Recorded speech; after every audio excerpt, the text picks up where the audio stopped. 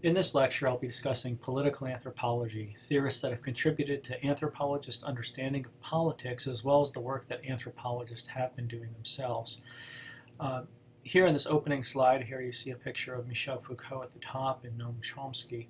They're much known for their debate concerning the human condition and politics, as well as agency. For Michel Foucault, one of the most cited authors in the social science and humanities, he brings in Bentham's work on the panopticon. Foucault was interested in a wide variety of things, from prisons to psychology, psychiatry, as well as sexuality and control over bodies. Borrowing from Bentham, he notes that the panopticon, in the context of a prison, must be understood as a dream building, as a diagram. It is a diagram of mechanism of power reduced to its ideal form. So here you have one individual, potentially, or not even an individual, being able to watch a number of other individuals. And so it's the notion that one is potentially always under surveillance that speaks to this ability to control individuals and their behavior overall. So in this lecture, I'll look at political anthropology as a whole. We'll look at social organization and power as key elements of political anthropology. We'll look at Laura Nader's work on studying up Eric Wolf's description of different types of power, Gramsci's notion of domination and hegemony, Foucault's notion of biopower and governmentality, and then focus on ethnographic examples surrounding Hurricane Katrina. Political anthropology is the study of social power in human society. In political anthropology, there have been some distinct eras. In the first formative era, the first commentaries on political affairs, you had politics as initially being discussed in ethnographies. The classic era, you see a focus in ethnographies on politics, particularly in Africa, with Myron Fortes' African political systems. This lasts until about the 1970s, where you see the new era, where again you have the questions that are emerging outside of the sciences, outside of the social sciences as a whole, influencing the directions of inquiry for science. So in the new era, you have questions of power and inequality in the context of globalization that are circulating concerning a number of justice movements, including the civil rights movement, in the United States, the American Indian movement, women's equality movements in the United States, and all of these galvanized to new challenges to structures of power. When we talk about politics, this is not divorced from economic activity. In fact, it's intimately connected with this in terms of resource allocations and limitations under the realm of scarcity in market level economies. Eric Wolf comes up with three different conceptualizations or types of social power. Power in a really general sense can be thought about as transformative capacity, or the ability to transform a given situation. In 1994, Wolf outlined three types of power: interpersonal power, one person to another, one person imposing his or her will on another person; organizational power, where individuals or groups will limit the action of other people in a specific social setting, but not potentially others; and then structural power, where you organize this social settings in a larger scale to control the distribution of social labor. So an example of this would be clothing manufacture in El Salvador or Indonesia for European, Japanese, or American markets. In anthropology, for a long time, there was the notion of studying down, or studying those that were politically or economically marginalized. More recently, since the 1969, and with the turn of the new era in political anthropology, we see a shift to studying up, studying those in positions of political and economic power, studying the elites, studying the social structures, as well as the underlying justification for the social order. Some recent example of this comes from work of anthropologists and others. Brian Glenn, in his Law and Society article, looked at the shifting rhetoric of insurance denial, noting that different class citizens will be assessed different risk based on class positions, not relative risk of said hazard on their property. Leslie Gill looks at the School of the Americas in Fort Benning, Georgia, since been rebranded, and looks at military training and political violence in the Americas, conducting multi-sided interviews of individuals who have both been victims of human rights abuses as well as the perpetrators of human rights abuses themselves. Karen Ho, in her work on global capitalism, looks at the notion of presence in Wall Street banks. Often these are pseudo-presence with just a phone line connected up to a main switchboard overall. Now, there are a number of different ways to attempt to control individuals, and some would ascribe to the notion of coercion or physical force. There's also this notion of control by persuasion, and this is related to an overarching ideology. An ideology is a worldview that justifies the social arrangements under which people live, and it is a common way for political structures to gain their legitimacy. Karl Marx argued that people who accepted an ideology of domination by the ruling class were in fact suffering from a false consciousness. However, anthropologists as well as others have critiqued this, noting that this would portray people as passive and unaware of their own ideological indoctrination. Non-anthropologists who dramatically influenced anthropological thinking regarding power is Antonio Gramsci, who wrote the Prison Notebooks from 1929 to 1935. They're first published in English in 1971.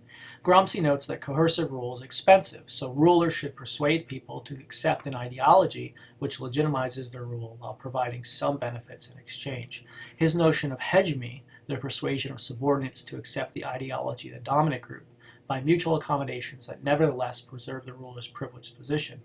So it maintains the status quo while offering a quid pro quo or an exchange. Now, successful hegemony depends on controlling different groups who may question the official ideology and developing counter-hegemonic practices. So controlling the overall discourse, it becomes important in controlling the overarching ideology, which prevents any sort of revolt of individuals. So this rule by persuasion. Gramsci's domination or rule by coercive force and hegemony, rule by persuasion, can be applied to state institutions, particularly in the colonial context where new national ideologies had been developed overall. The most quoted individual in the social sciences is Michel Foucault. He has two main notions, first of biopower and the second of governmentality. For Foucault's notion of biopower, he looks at forms of power that are preoccupied with bodies, be it with the bodies of citizens themselves or the social body of the state. Much of this work he develops in the history of sexuality and the will to knowledge. He sees subjects as members of a population with individual sexual and reproductive conduct that interconnects with issues of national policy and power.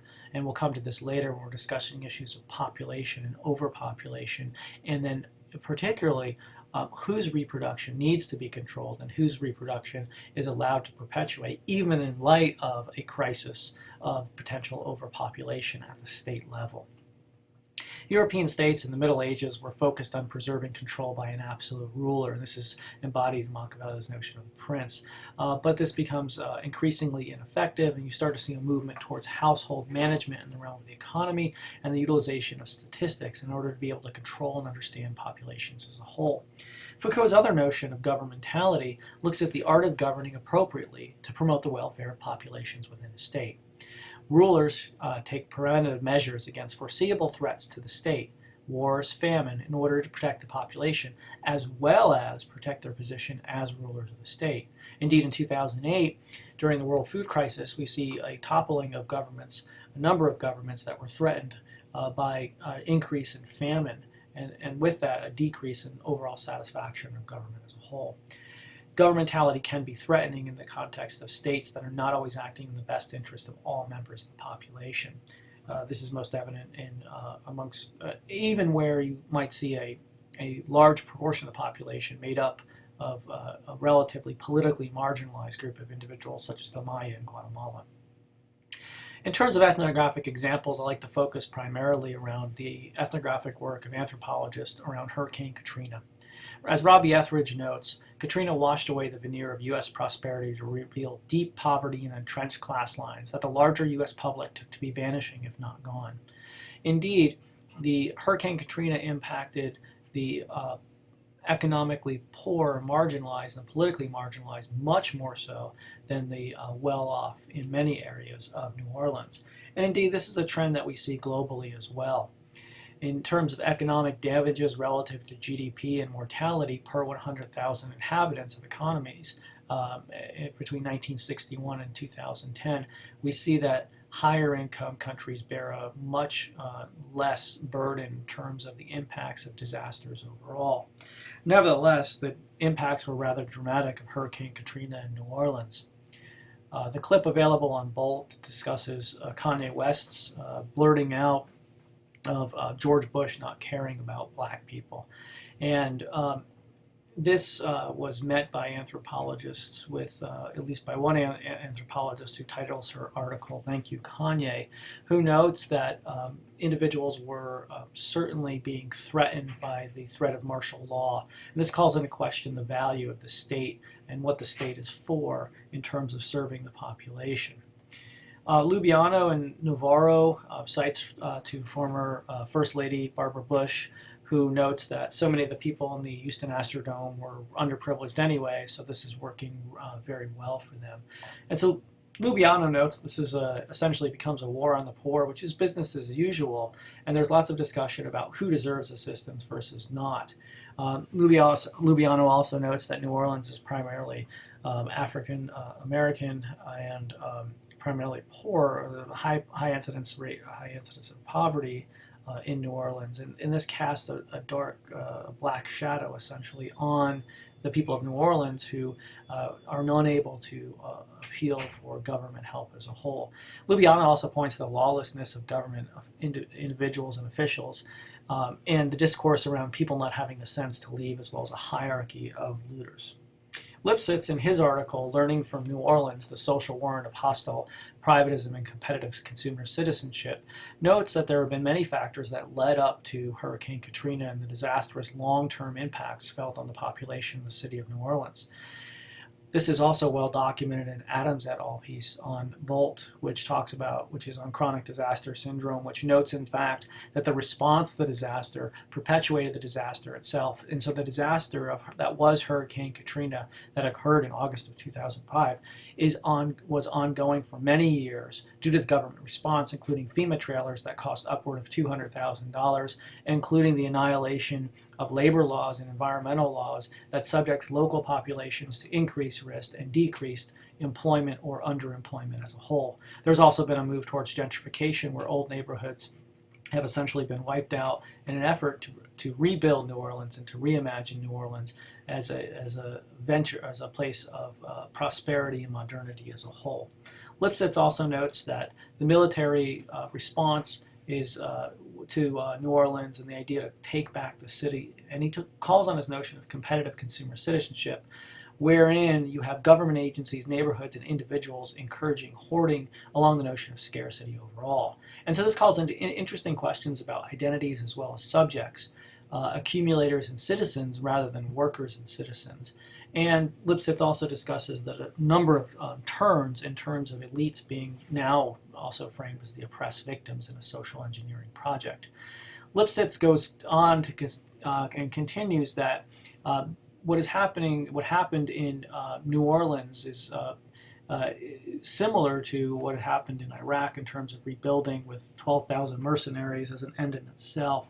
And this becomes a model for rebuilding New Orleans along the lines of increased privatization of public spaces and public functions into private operations. And this becomes what Naomi Klein, in the context of disaster capitalism, refers to as new opportunities to build economic prosperity and wealth for a select few while causing suffering for others as a whole. And so the question becomes, what is New Orleans and how do people imagine New Orleans? And New Orleans is often imagined as a spectacle where you have Mardi Gras and the throwing of beads, but it can also be thought about as a place of lived history, of resistance, of music and art, and the formation of communities overall, particularly self-help communities like the Mardi Gras Indians. These are neighborhood mutual aid societies. And as mentioned before, the resource poor had more to lose, particularly with their networks, than many of the rich in the area. Finally, Robbie Etheridge, in his work, goes through a number of assumptions surrounding Hurricane Katrina and notes, in fact, that social contracts are not binding, infrastructures are not durable, disaster zones are not fathomable. The social order does not, in fact, disintegrate within a disaster, but it actually gets stronger. Victims are active rather than passive, and that outside assistance in a disaster the size of Hurricane Katrina really is necessary overall. So individuals working without expertise would provide very little for the overall scope of the disaster. So I hope to have provided you with an overview of political anthropology in terms of social organization and power, Laura Nader's notion of studying up, Gramsci and Foucault's notions in theory, as well as the ethnographic example